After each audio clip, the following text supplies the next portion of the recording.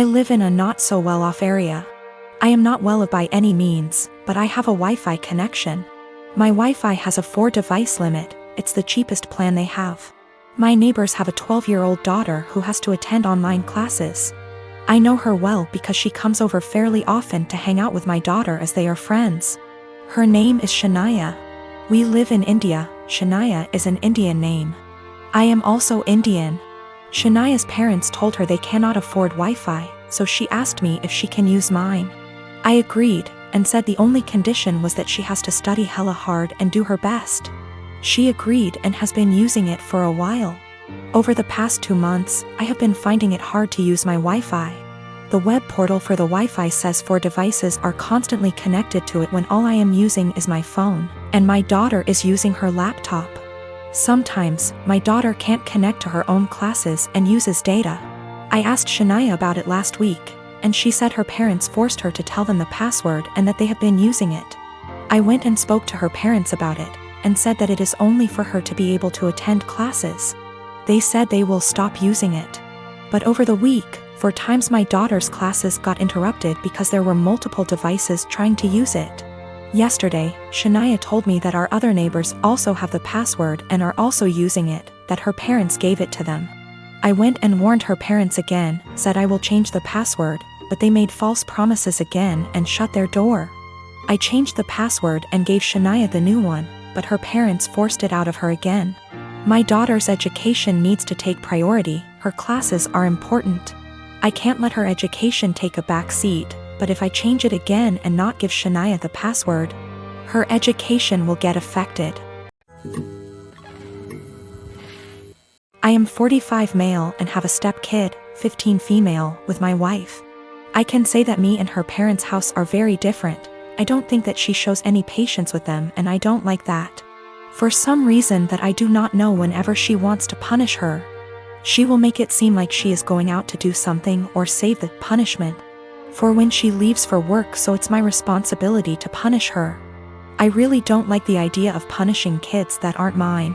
Don't get me wrong, I've been in her life since she was 4 and I love her to death. But it doesn't change the fact that they aren't my kids, and it seems like a major out-of-bounds thing to do. Again, I'm really not comfortable with doing that. She is a good kid and is really responsible, but I feel like my wife's parenting has made her feel like she has to be perfect, or else she will get punished. I've never actually punished her. Like I said, she's a really good kid, and no circumstances did I ever see that a punishment was necessary. For some context, my wife's punishment is taking away all of her belongings. I mean everything, like she'll close all apps on her phone. Can't watch TV, can't go out after school, can't call friends. And all this because she got a C on a test, she put an assignment in late, etc. I really hate this. Being so hard on her isn't reasonable. She rarely ever does anything wrong. I mean, last year she probably had 2 assignments turned in late throughout the whole year. These things don't need such harsh punishments, they just need to be left off with a warning. And when she tells me to punish her, that's all I do. I give her a warning and she does just fine after that. I think a warning is even a stretch. Accidents happen, and overworking a kid isn't going to end well. I just tell her that if she needs help with school, I'd be happy to help so these don't happen. She's come to me a few times for it, but other than that, she's smart, and most of these were just her being overworked with school. My wife never caught on to this until the other day when I was talking to he about her school, because her mom said she got a report from her teacher that she wasn't focusing. Again, I didn't punish her, I just asked why she wasn't, and she said she was just tired from school and sports. I said that's fine, and if it's too much she doesn't have to go to sports this week because it's not like it mandatory. My wife overheard because she came back inside when she forgot something. She was mad at me, saying that it doesn't teach them a valuable lesson. I said it's been working just fine and she's too hard on her. She did the whole "I'm just a stepdad" said her way is torturing her kid. She's not focusing in class because she's trying to please everyone and get an A. So she'll stay up all night and overwork herself to do so, but then she's to blame when that didn't go right. She's not speaking to me now. I met my friend Chuck about 1.5 years ago. We were both part of an online local group for single parents, and eventually met offline with other group parents. I have known Britt since high school. Chuck's wife died of childbirth complications the day their daughter was born, more than 2 years ago. Britt is a few months out of a 9-year relationship. Both of them have expressed wanting to meet other people. And I thought they'd be good for each other because of common interests, and we all have kids of similar ages. 2 days before Christmas, Chuck and Britt went out on their first date. I kept Chuck's daughter at my house so the two could have some more time together without him having to worry about the baby. The plan was for her to spend the night. She's done it before and gets along great with my 3-year-old girl. But Chuck knocked on my door at 11 p.m. to get his daughter. He barely said a word to me and I could tell he had been crying, but he wouldn't tell me what was wrong. The next day, I asked Britt what happened. She said that they had dinner and a couple drinks. Things were going excellent. She said she felt like they had great chemistry and were even getting physical at his house. But he suddenly told her to stop and to leave immediately. She swears that she has no idea what she did wrong and is really hurt by the whole thing. I believe her because she is really sweet and social. I've never seen her do anything to piss anyone off. I tried to talk to Chuck at the same time to get his side of the story and see what went wrong. All he said that he wasn't feeling it and didn't want to discuss it further. I didn't push it, but when I went to wish him a Merry Christmas a day later, I saw he had deleted me from his social media.